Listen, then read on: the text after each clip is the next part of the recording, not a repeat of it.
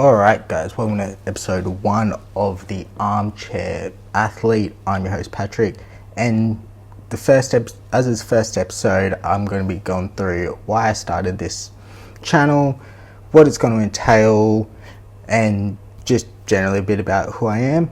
And then once I've got through that, I'll be looking to discuss the Lakers' recent hiring of JJ Reddick. No coaching experience, but seems like a decent dude, so does that actually absolve the Lakers of any blames, and it makes sense.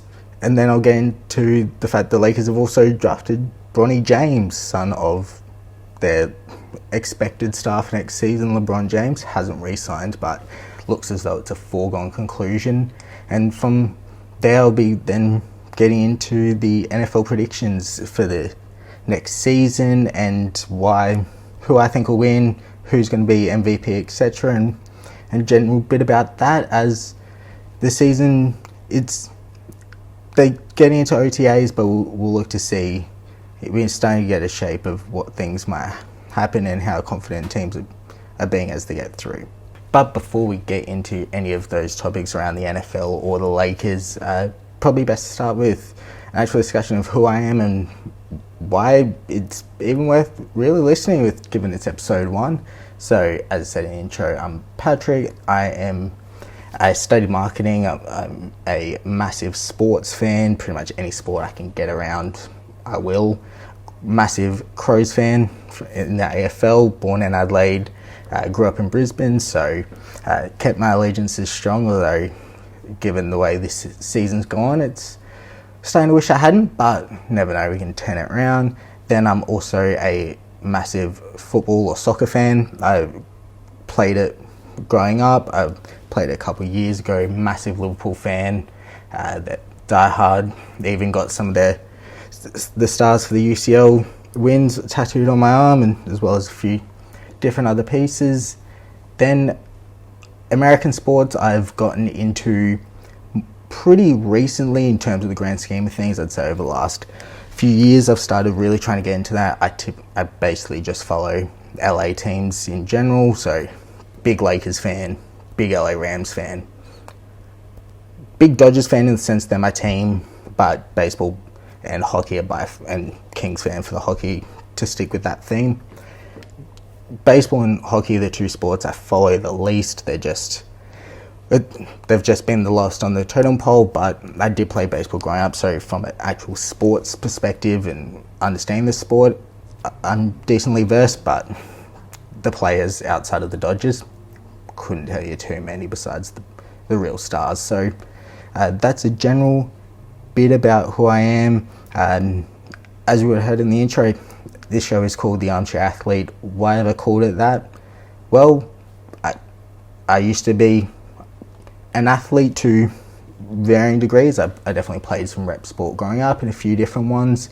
However, nowadays I just sit in the couch and watch them and enjoy them from afar, and hence kind of putting the name. This podcast is definitely going to be one that is more for the casual viewers, is definitely where it would lean. I don't claim to be a massive in-depth or know a massively in-depth amount on any of the sports I'm going to talk about. I think I know a fair bit about different sports, especially the actual playing of them, but who really cares in that respect? I mean, we're all just fans at the end of the day, and why not be able to share an opinion as long as it's, we'll try and keep things pretty positive, so as long as that's the case and everyone's keeping things upbeat and trying to keep that toxic energy away, then we should have a good time. And why have I started the podcast? For anyone who knows me, who may be listening, you'd know I'm typically a pretty quiet person. Outside of my family, I'm pretty reserved, but I just found that I typically have a lot to share. I struggle at actually getting those out due to some various mental health struggles I have and different anxieties I have. But I find myself, when I watch a lot of podcasts and listen to them, I always have that feeling just really wanting to share my thoughts and my opinions and wanting to voice them somewhere, but not really having an avenue. So I figured, you know what, I may as well record myself doing it, post it. Will people listen? Who knows? It's really more about just me having an outlet and feeling like I can get thoughts off my chest when I need to, and different things I want to talk about. And if there happens to be a couple of people out there who want to listen, well, that's perfect, and you never know where it can go. In a dream world, it grows, can be a sort of media personality would be the ultimate dream if I could go anywhere, but ultimately I currently work in marketing. I love that side of things. I love the social media side of that job, and I figured why not just combine the two and really just give it a go and try and voice those concerns. So that's a bit about who I am and why I started it, and then my goal is to try and keep these to be weekly and just discussing either different topics. They'll typically be any major news in the world of sport that I feel like I have an opinion of, that I feel like at least I can have some degree of insight, whether it be from looking at technical side of things. If it's a sport, I feel confident in the ability and my understanding of it, whether it be from just a passionate fan like the Lakers topics, as we'll get to later on, or whether it's just a bit of general news that I think, you know what, let's just have some fun and see where we can go with it, which will be later on when we get to the predictions. It's definitely too early in the year to be looking at actually where things will end up in the NFL, but that's just half the fun, isn't it?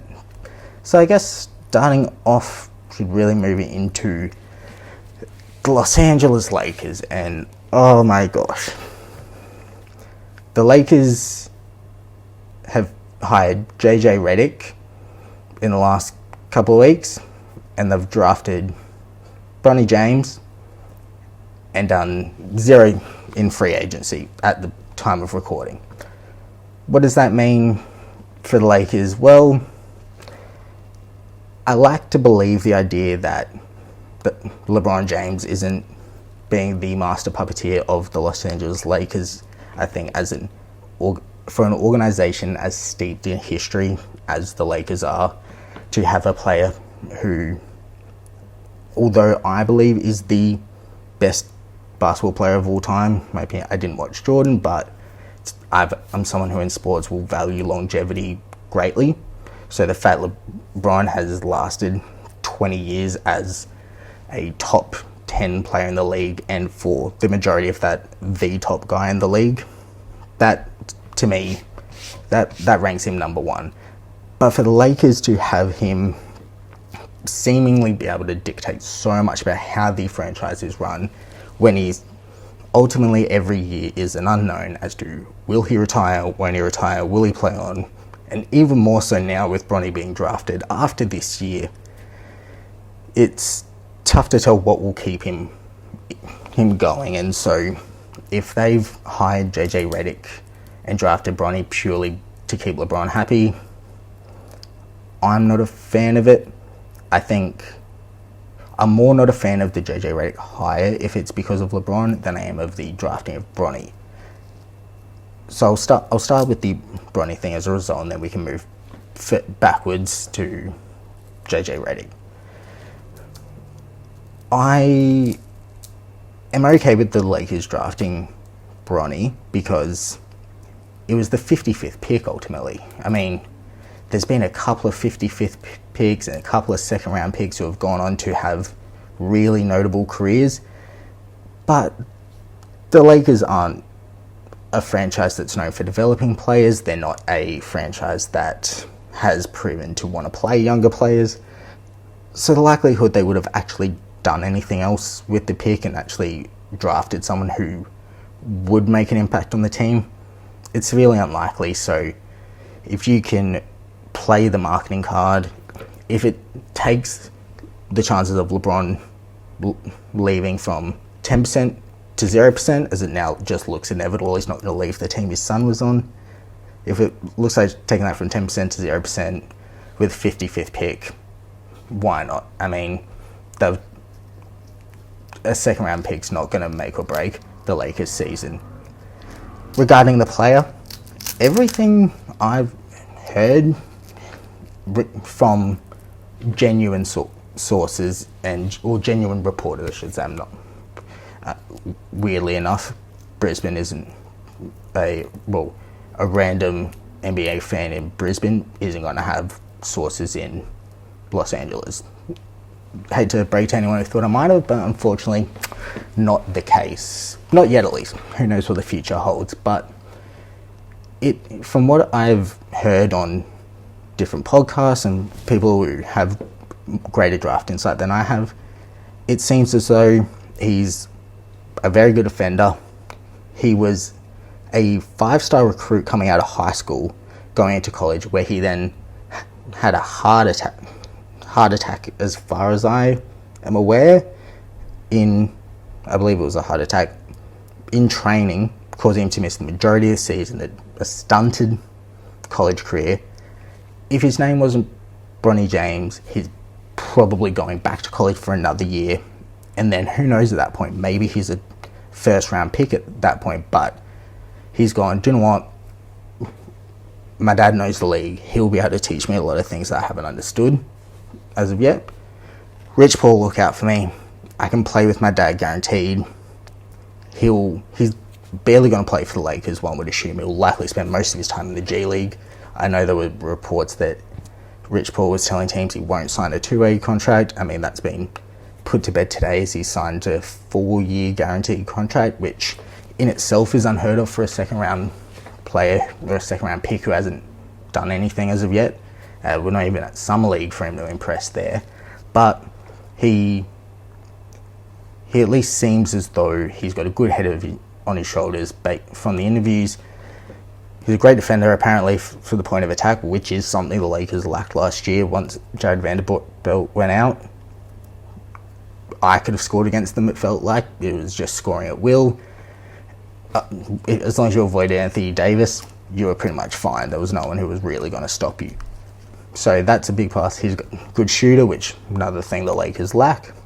And that mentality and that chemistry, I think, goes a big way in those later round picks, and having that work ethic, which has been a big point of what he's been known for as a personal, or as his own person, I should say.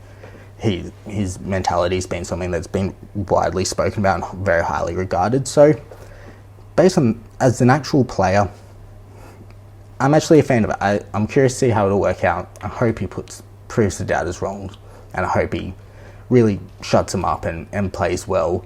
As I said before, I don't think it'll be much time for the actual Lakers themselves. I think it will be heavily in the G League, but who knows? Maybe he proves himself there. He gets 10 minutes one game, has a good showing, gets another one, and it evolves from there. You never know. I mean, some of the injuries that the Lakers had last year to Gabe Vincent, Jared Vanderbilt, as I said, he might find some opportunities. It will just come down to, I guess, JJ Reddick's coaching and how the team really is performing at that point. Which then brings me to the hiring of JJ Reddick, which I probably sound way more negative on it than I am. I remember when the rumours were coming out about JJ Reddick being in interviews. I think it started in Charlotte and then went from there. I really wanted JJ Reddick to be hired as an NBA coach. I was fascinated to see how it works. I love his podcast. You can tell he's got the mind for it. To have a 15-year career in the NBA isn't easy. It takes serious dedication, takes serious understanding of the game. And you could tell in the 7 episodes you had of Mind the Game with LeBron, that he had a mind for plays and how to draw them up and what to do and how to manage that. So I think from that side, and definitely from the offensive side of it, I think it would be exciting. I think it would be interesting to see how it goes. Asking a coach who's never coached at all, I think he may have coached lower level high school, so basically hasn't coached anything.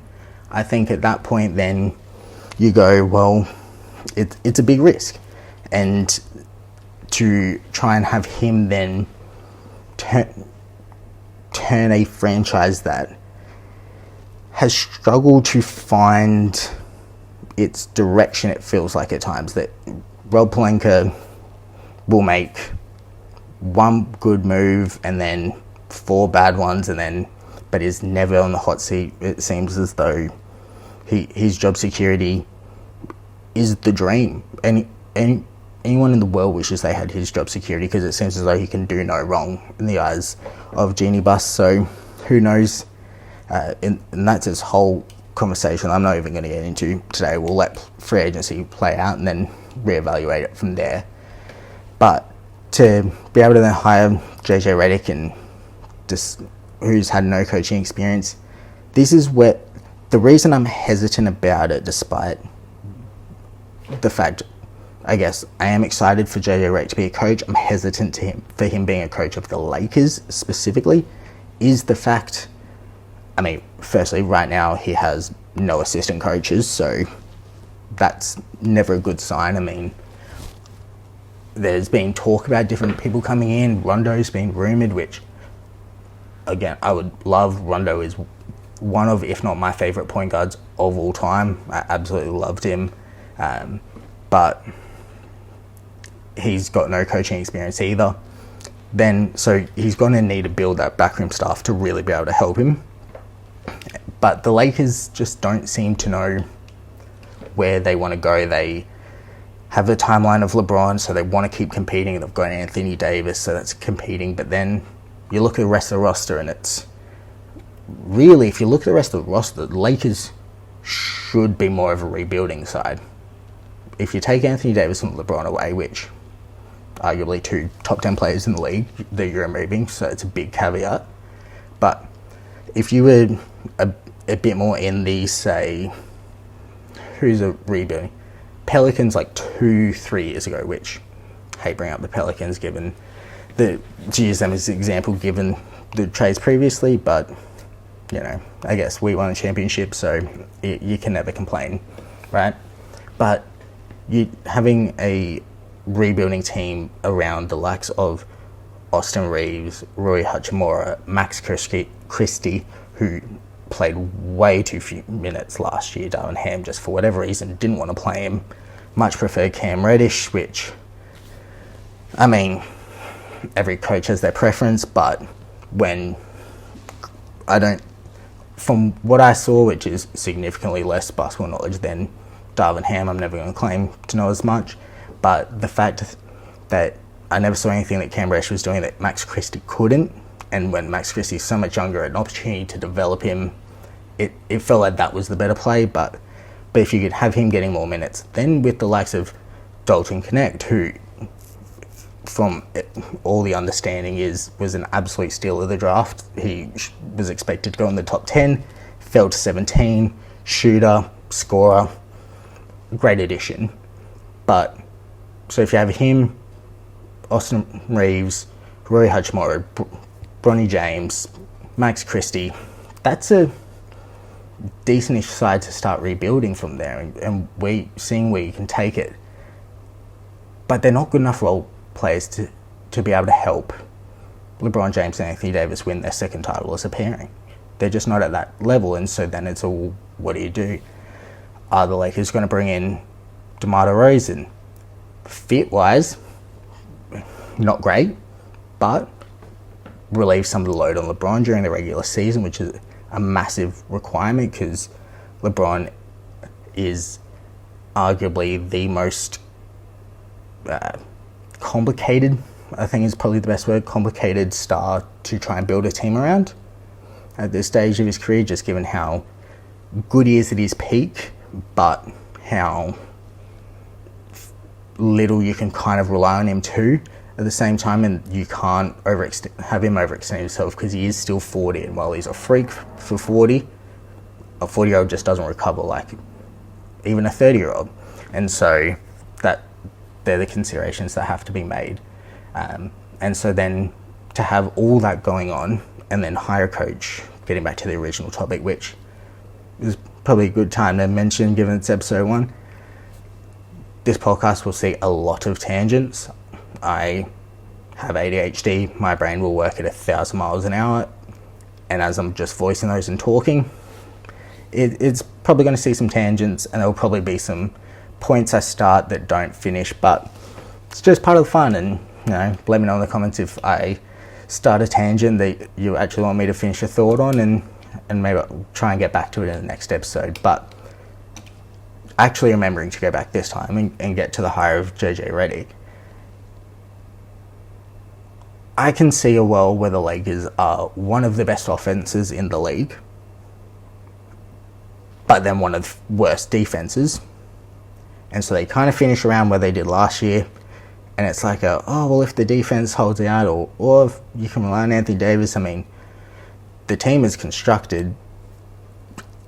Anthony Davis has as good a shot as anyone to win Defensive Player of the Year. I mean, he'll be carrying all the load. So depending how they go, I mean, when you've got the likes of Wembanyama, who's probably going to win about 15 in his career as he looks now, I think with the roster currently constructed, it's probably Anthony Davis's best chance to really carry that load and really win that award. But it just seems as though the Lakers will set up to finish in the play-in, maybe squeak top 6, depending how things go. Maybe some players overperform, and then it just becomes a matchup game in the playoffs. And I'll still never bet against LeBron James in the playoffs, because he's still a freak, and he proved it last year that he's a freak, and you just got to hope the role players do their part. But OKC look amazing. The entire West in general looks as though it's getting better, and it's going to be a real tough battle for the Lakers trying to do that. And then this is where I have concern about JJ Reddick going to the Lakers, is will they stick with him? They're going to need to keep JJ Reddick around. They're going to need to commit to his development as a coach, because I do believe he can be a very good NBA coach. He's just going to need to be given the time to actually be able to do it and learn the things that you just don't quite see as a player. When you're a player in any sport, you're focused on, yes, what the team's doing, because that matters, but also your role within that. You're not paying attention to what the coach is doing, what the assistant coach is doing, what they're thinking about, how they're communicating with the other players. You're focused on your role and your interactions directly with the coach, which provide insight, but don't give a full story and don't tell you everything you need. And how will he manage things like timeouts? How will he manage challenges? How will he manage the personalities in the locker room? Because one thing Lakers have always been is a big personality team, and as long as LeBron's there, that will continue to be the case. It will be how it is, and so they'll need to stick with him. I have a concern that either this year or next year it'll go back to championship or bust. They'll fire him, then they'll look to try and hire the next person. Maybe they're back to try and get Dan Hurley, who would have been higher, would have been really excited about given what he's achieved at UConn, but it just, I would have had the same concerns about them. As long as Rob Pelinka and Jeannie Buss have run the team as they've shown to want to run it and be championships or bust, which in itself is a great mantra, and to be like, yeah, that's all we accept, that we're striving for championship, it's just an unrealistic expectation and can't be. It can be the goal, but it can't be the expectation, because only one team can win the championship. Only two teams can get to the finals, in which case your odds there are so low. And then when the NBA is as steeped in talent as it currently is, you can't keep going name hunting as the Lakers have done. You can't just keep chasing that new manager bounce and that new coach bounce and just firing, repeating. You have to look for long-term development and go, hey, maybe we're going to suck for a few years. Maybe the Lakers will not be the Lakers of old for a few seasons, but actually what we're going to do in that time is rebuild and restructure and look at how we get back to the top in a sustained manner, because how they've currently been operating isn't the way to do it. I think everyone who looks at the Lakers can see it. It's a matter of, I think hope is what gets a lot of people through, and a lot of people kind of believe. I think it's a bit more lended towards hoping Lakers do well rather than actually analysing it just as a blank team and thinking they will. But time will tell, and I mean, obviously as a Lakers fan, I really hope it goes well. I hope I am proven wrong and come out and Austin Reeves is an all-star, and then D'Lo turns into Derek White as he claimed that was his goal at the start of last season, and then JJ Reddick is the next big thing in the NBA. He is that next big coach. He is the next Greg Popovich, and he is the next Pat Riley, as their supposed leaks came out and said the Lakers believed he was. But that'll be the big test, and only time will see. And if the Lakers don't actually start moving free agency and actually getting things done, then we'll probably just have another season like last, and it'll be dealt with frustrations, and the cycle will just continue on repeating. But let's move into the NFL predictions. That's the fun part. Let's see where they're at, and let's see. So, NFL predictions. Way too early in the season to do this, but let's see what we can do. Let's start with the big one. Who do I think will win the Super Bowl in the 2024-2025 NFL season? I've gone with the homer pick. I did it unbiased. I'll never claim to not be biased. The LA Rams are going to do it. That's my belief. I think lose Aaron Donald, big loss.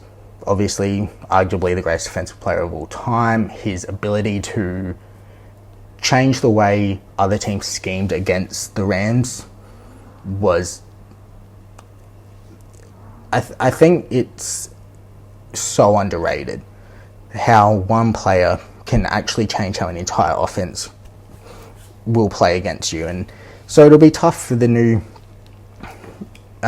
defensive coordinator to come in to see how things adjust without Aaron Donald. How will the secondary be reacted as they don't have this absolute rhino of a human running at the quarterback? Maybe they'll get some time. I mean, I'm excited about this drafting of Jared Verse and Braden Fisk. I think that'll be good. Kobe Turner was robbed of Defensive Rookie of the Year last year. Byron Young had a really good year.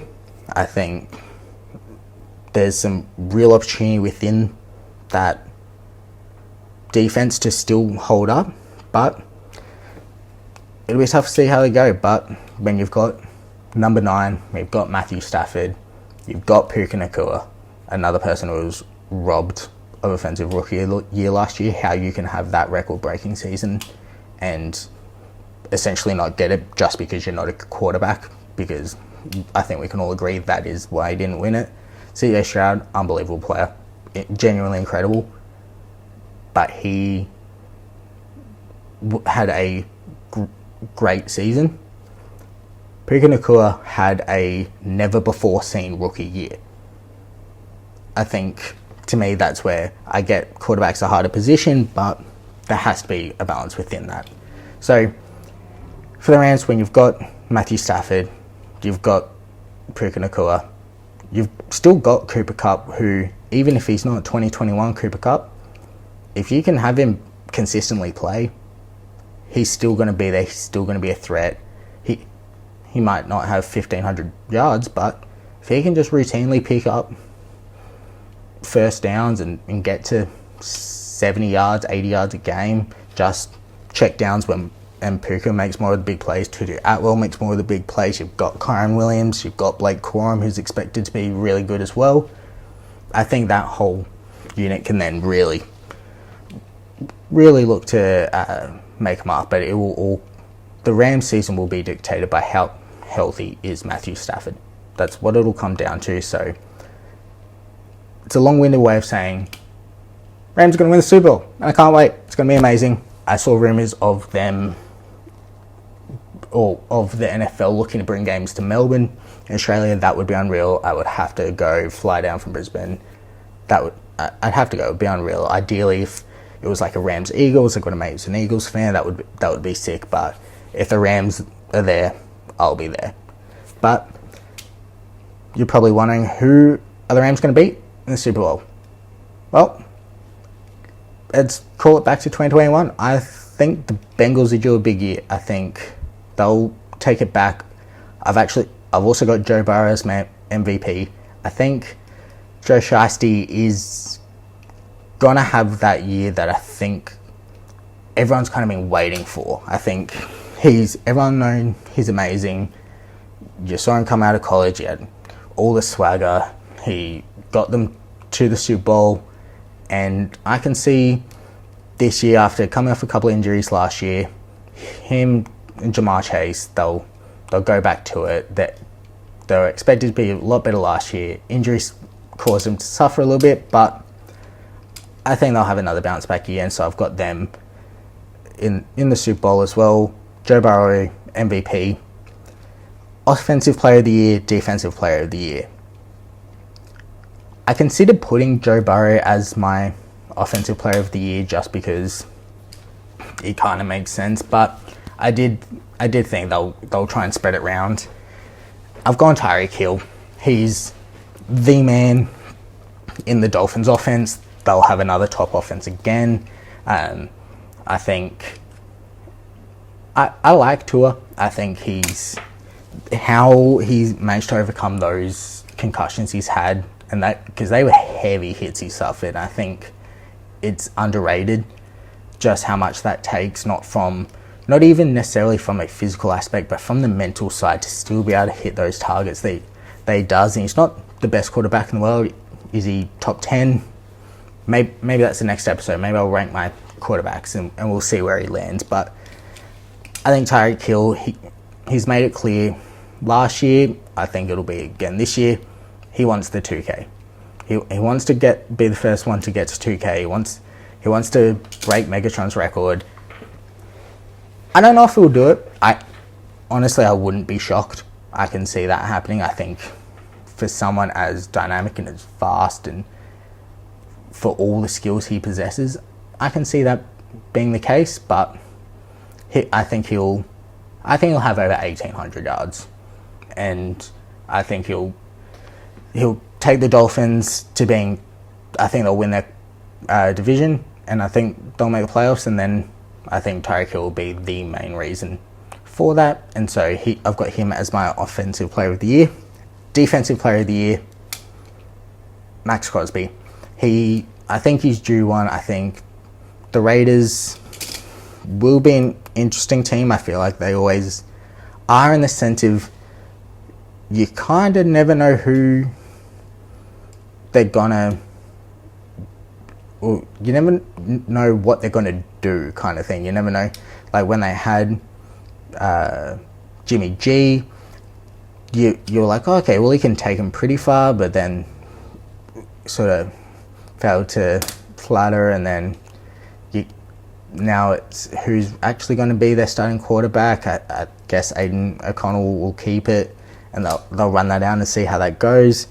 But Max Crosby, he's just a dog. I'd love to put it a bit more eloquently, but it's just who he is.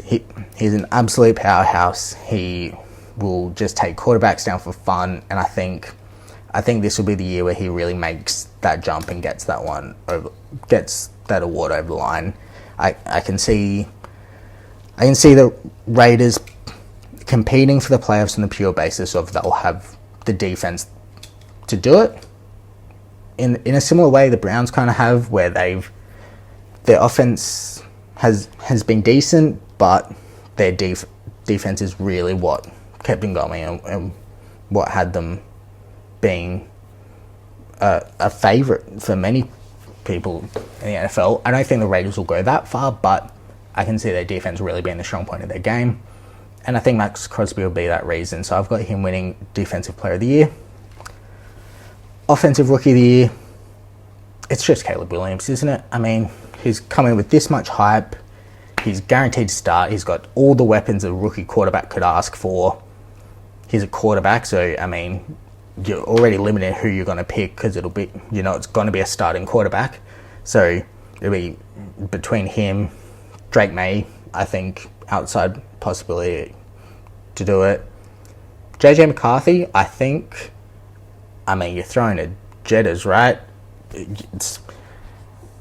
You couldn't ask for much more as a rookie quarterback than throwing to arguably the best wide receiver in the game. But Caleb Williams, instead, just going an entire offense built around him. The Bears could be alright this year. And I think also Caleb Williams has that story where people want to crown him. There was talks of where does he rank in NFL quarterbacks before he'd even been drafted. Well, we'll find out, but I think you may as well just hand him the trophy now. As long as he's fit, he's gonna at the very least put up numbers, and that'll be enough to get him the trophy. I think it'll be he'll have to do something. He'll have to play badly enough to not get it, rather than it just being a case of Drake May played slightly better. I think it will have to be a big gap for someone else to take it. And so for that reason, I've got Caleb Williams. Defensive Rookie of the Year. Homer pick again. I've gone Jared Verse. I think there's the aforementioned Aaron Donald sized hole in the Rams team. It's a big hole. It's a very big hole and shoes to fill. I think he won't be able to do it himself because you just couldn't ask any person to singularly fill that gap and just take the keys from Aaron Donald and keep going. I mean, if he does, then fair play. I mean, but you just can't expect it. I think he'll put up numbers. I think the Rams will be poised to have a scheme where they'll require a bit more of a team defense, in the sense of you can't just be like, Aaron Donald, go make a play for us, and he just does it. I think it'll be a bit more multiple contributors. Byron Young will have to pitch in. Kobe Turner will need to have another great year. Braden Fisk, his college teammate, will come in. I think they'll be able to make a good tandem, given the fact they know each other. But I think Jared Verse will be the guy, and I think when the Rams do perform at the level that I'm kind of expecting us to this year, I think he'll take some notice, and I think he'll be the one to really strike out and get that award. All right, who will make the playoffs? What teams are going to be there? All right, let's start with the AFC. All right, I think I mentioned it before. I've got Miami. I think their offense will just be so good. I think they'll be able to cruise in, and I think the offense will just be so overpowered that they'll win games. They'll be entertaining. I mean, I'd be taking the overs in all of their games because they're going to be hitting, and I don't know their defense will be able to stop too much. So total points overs, basically put a multi on for the season and watch the winnings roll in. The Bengals, I mean, obviously I predict them to make the Super Bowl. They're going to be there, all the reasons explained earlier. Texans, as I said, CJ Stroud, unbelievable. Will Anderson is a freak. I mean, I do think Kobe Turner was robbed of Defensive Rookie of the Year, but Will Anderson, it was a case of, it was between them two, it always was. And obviously I don't necessarily, it's not he didn't deserve it. I think it's just a case of I prefer Kobe Turner. Potentially a biased pick, that could definitely be the case. But he's an unbelievable player, and I just think they'll be out. That team will continue on the trajectory they had last year. They'll be good again. keep it going. Chiefs, defending champions, have Patrick Mahomes, have Travis Kelce. They'll be unreal, as they have been for the better part of a decade. Ravens, they were the number 1 seed last year, I believe. I think reigning MVP in Lamar Jackson.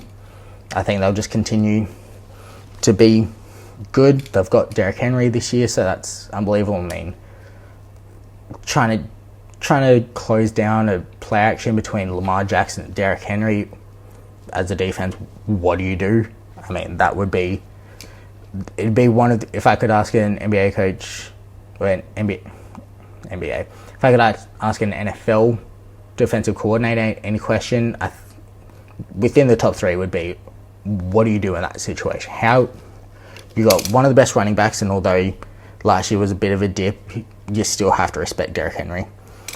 You've got him, Lamar Jackson, as a defense. What do you do? Because Lamar can throw it. He proved last year he can throw it down. So it's not as if you go, well, just defend the run and the scramble and that's it.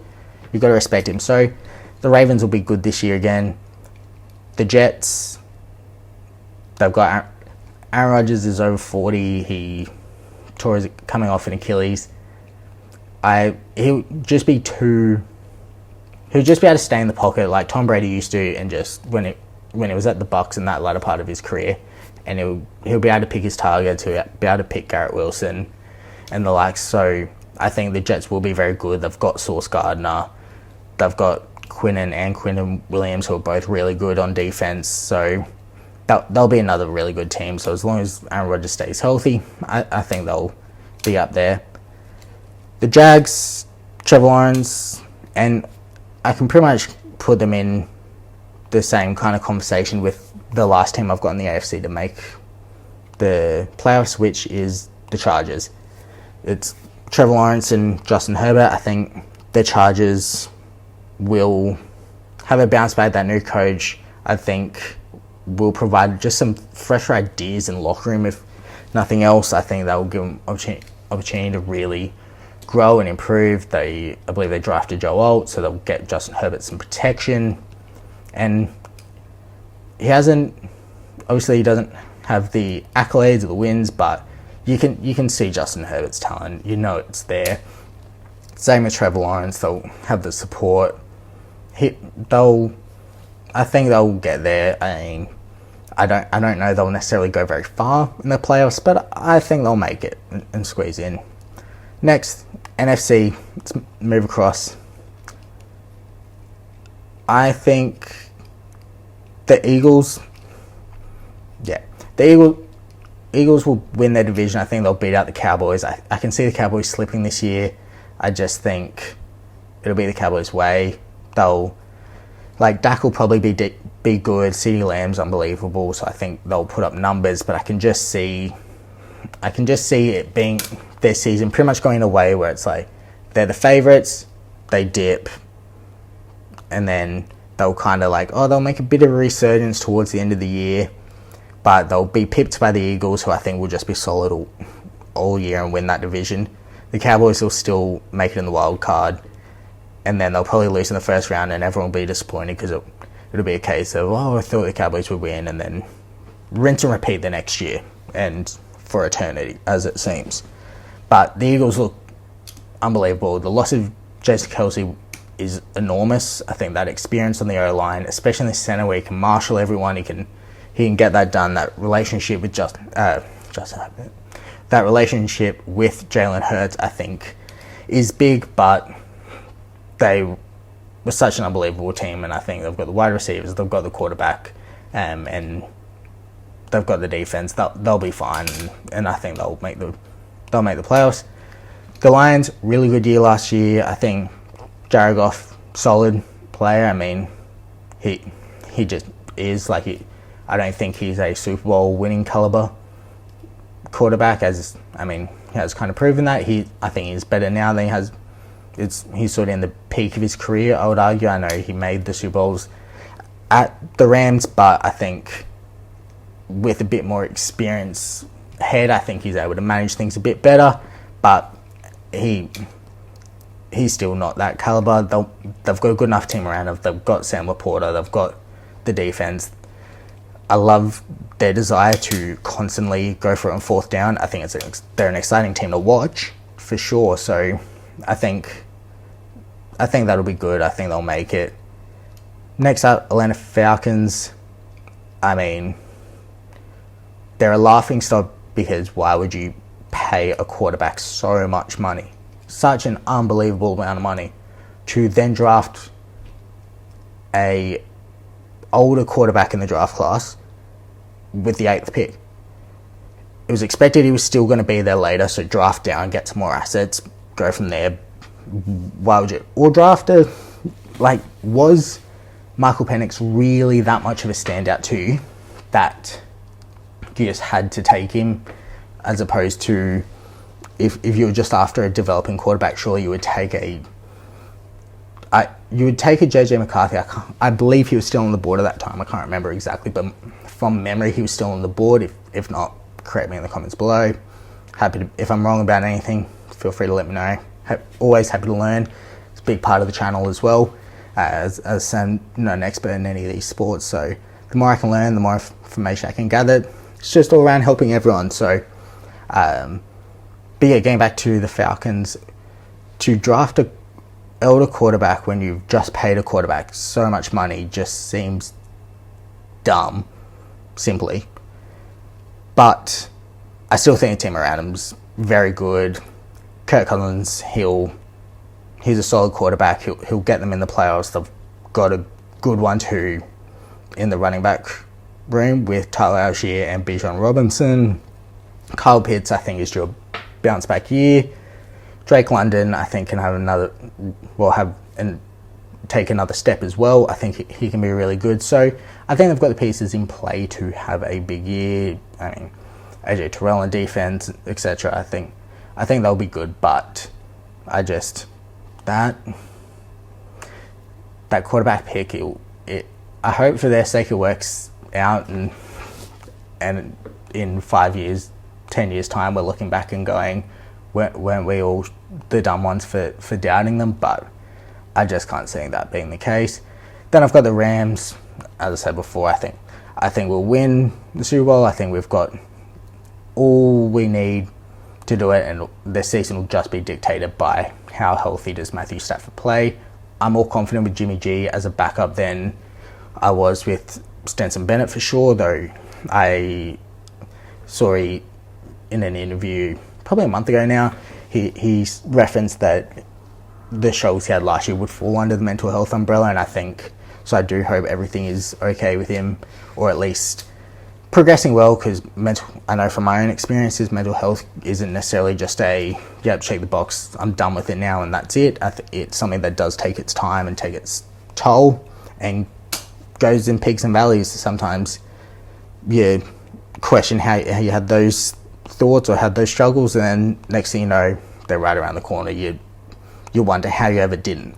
So I hope for his sake he's coming through him, and as a third choice quarterback, hopefully he can learn a lot. I mean, Jimmy G and Matthew Stafford have experience. They've played a lot of games. They've both been in Super Bowls. Matthew Stafford has won one. I think that's a lot of experience. I mean, Sean McVay is probably my favourite coach in sport. I mean, it was Jurgen Klopp until he recently left Liverpool, but Sean McVay, I think, is unbelievable, and I think if I was to ever be a coach, he would be the kind of coach I'd want to model my style after. Then I've got the Niners. I mean, their team's stacked. They're unbelievable. I think that'll just continue as it is, and they'll be really good. I think it'll be a case of their fans will talk a lot of crap, and then we'll see them in the playoffs and bounce them, and it'll be great. I can't wait. Packers, Jordan Love, I think, took a big step last year. I think it was a consensus among all NFL fans. You could see that the sitting behind Aaron Rodgers really allowed him the time to learn, and he picked up so many things that a lot of other quarterbacks don't, and he was able to just implement straight from the start, and I think he had a really impressive season, and I think the Packers will just continue as they did last year, and I can see them being towards a top seed, but I think if nothing else, they'll just be looking for progression again from Jordan Love and seeing how far he can really go with that, and seeing what the team around him can build. I said before, the Cowboys, I've also got them making the playoffs. I think they'll have a worse season than last year, but I think ultimately they'll be able to make the playoffs, and I don't think they'll go very far in it. I can see them being a first round exit or exit in the wild card round, but they'll be there, and I think the Bucs will as well. I don't think their Baker Mayfield season was a fluke. I think they'll continue that, and we'll see where they go. But I think they'll make it, and that ultimately rounds out the teams I think will make the playoffs. So going through, here are my NFL predictions. The champions will be the Los Angeles Rams as they beat the Cincinnati Bengals in the Super Bowl. MVP, Joe Burrow. Offensive Player of the Year, Tyreek Hill. Defensive Player of the Year, Max Crosby. Offensive Rookie of the Year, Caleb Williams. Defensive Rookie of the Year, Jared Verse. Making the playoffs in the AFC, Miami, Bengals. The Texans, the Chiefs, the Ravens, the Jets, the Jags, the Chargers. And in the NFC, it's the Eagles, the Lions, the Falcons, the Rams, the Niners, the Packers, the Cowboys, and the Bucks. No specific order for the playoffs, but they are my predictions. I think that will do it for episode 1 of the Armchair Athlete. I appreciate you all listening or watching. Hopefully this has gone out to all the mainstream, I would say, podcasting platforms. They'll get up on YouTube. So if you haven't listened to it on there, go ahead, give it a 5-star review, give it a like, give it a comment. Let me know what topics going forward you want me to listen or want me to cover. If there's any tips, any suggestions that would help make this better. If you did enjoy it, please be sure to share it as well. Obviously, starting off, the better, the more we can try and get it to grow. I'd like to think this will be for pretty much anyone who's just around for a bit of a casual, not take anything too seriously, pretty much just to have some fun with sports. I think it's very easy to get wrapped up in thinking it's the be-all and end-all, but it's just, as much as we like to think it's just not the case. And so be sure to share it with any of your sporting friends, or if there's any topics outside of sport you want me to cover, anything a bit more about me you want to know, leave in the comments below and we'll go from there. But that'll do it for today, and I hope you all have a good rest of your day or the rest of your night. Thanks.